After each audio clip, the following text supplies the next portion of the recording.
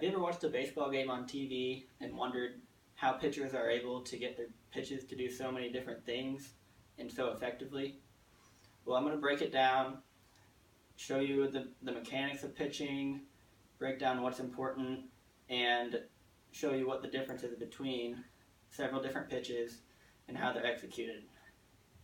First, I'm going to start off by just going over some basic mechanics of pitching that are very important regardless of the pitch you're throwing. The number one thing is balance. There's two balance points that you always want to hit. One balance point, as you bring your knee up, you should be able to hold your balance here. And another balance point, as you stride out, right here, you should be very balanced. If you lose your balance, you're going to lose control of what you're trying to do with the pitch, and regardless of what pitch you're throwing, it's not going to do what you're trying to make it do.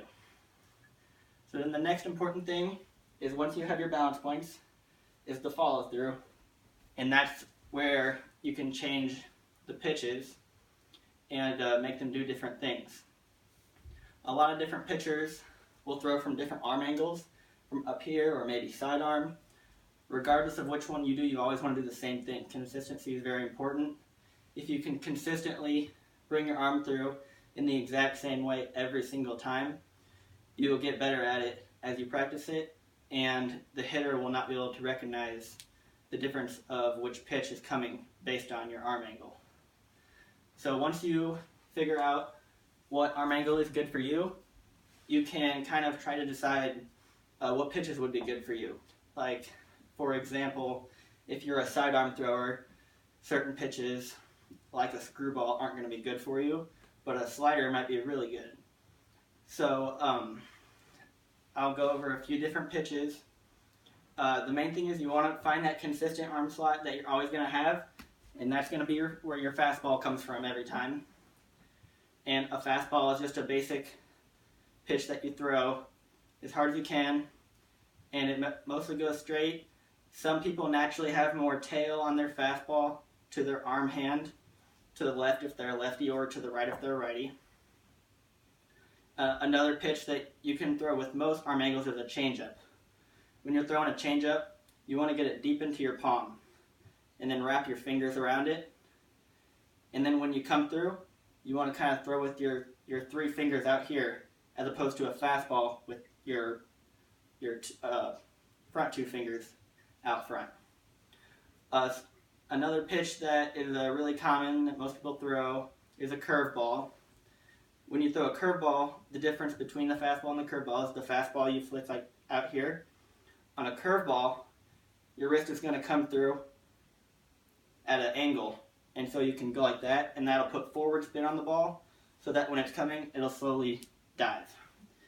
And that will be one way to keep the hitter off guard from just your straight fastball or just your straight changeup. Another pitch that's very popular and often confused with curveball is a slider, because it's kind of the same thing. They both curve, but a slider it comes in faster and it breaks down a little bit faster than a curveball does. So what you do differently when you throw a slider is you're holding it like this, and you want to hold this finger up just a tad, and then when you flick, let it slide out of your middle finger to your glove side, to the left if you're a righty or to the right if you're a lefty. Those are kind of the most common pitches because they're the most easiest pitches to throw. There's a few other pitches that people throw that aren't common because they're more difficult to throw, such as a screwball. A screwball will come in and it'll break to your arm side. The reason it's difficult to throw is because when you're coming through on your follow through, you break towards your glove side. So it's kind of an awkward motion. A few people can get it down and it can be an effective pitch, but it's not as common. Another pitch that is thrown on occasion is a knuckleball. On a knuckleball, instead of holding your fingers down on the ball, you'll put your fingernails or your knuckles on the ball.